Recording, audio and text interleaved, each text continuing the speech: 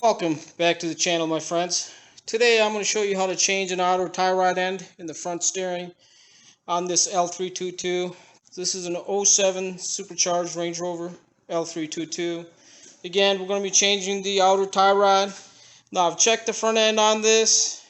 I have quite a bit of a play. So I have the wheel off the ground with the jack. So you want to grab it at 3 o'clock here and at 9 o'clock.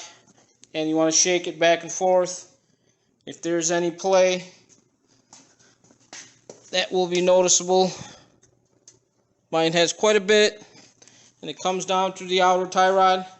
It does help to have somebody else moving the wheel back and forth as you're underneath, looking at where the play is, so you can tell if it's the inner, possibly ball joints. Again, in my case, it's the outer tie rod. So we'll go ahead and get the wheel off, and we'll change that tie rod.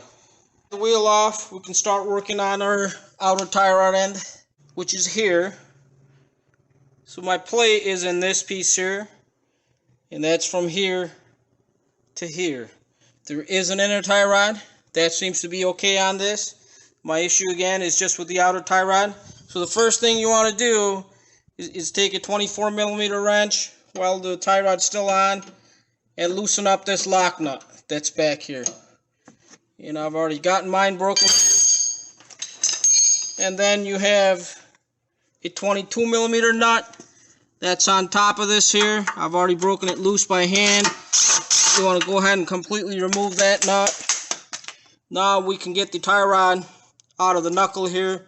To get that tie rod out from the knuckle, it is a wedged type of a joint here.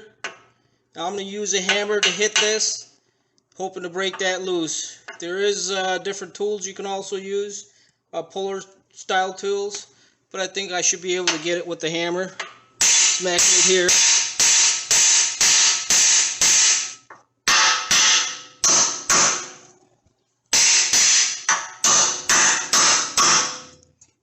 And you can see that has moved. So we'll go ahead and completely remove that from there.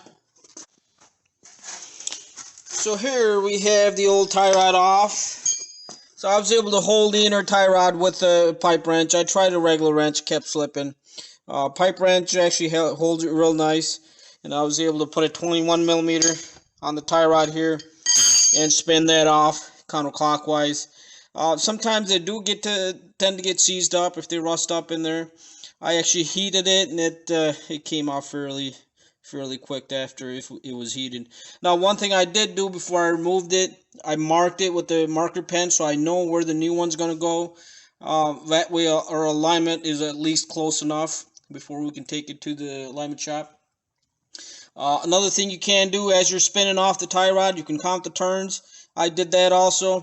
Again, I'll just go by the paint marker and put the new tie rod right onto where it goes. Here we have the new tie rod. We'll go ahead and spin that into position where it needs to be, and we'll button everything up. So the installation of our tie rod end is complete. I ended up using the original lock nut on here on the outer tie rod. Seems to be a little better than what the aftermarket tie rod is supplied with. So again, I just chose to use the original. Again, being a little better.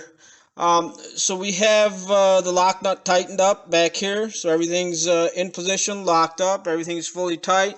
Now all we got left to do is put the wheel up back on. And we'll take the truck for a drive and see how our steering wheel is.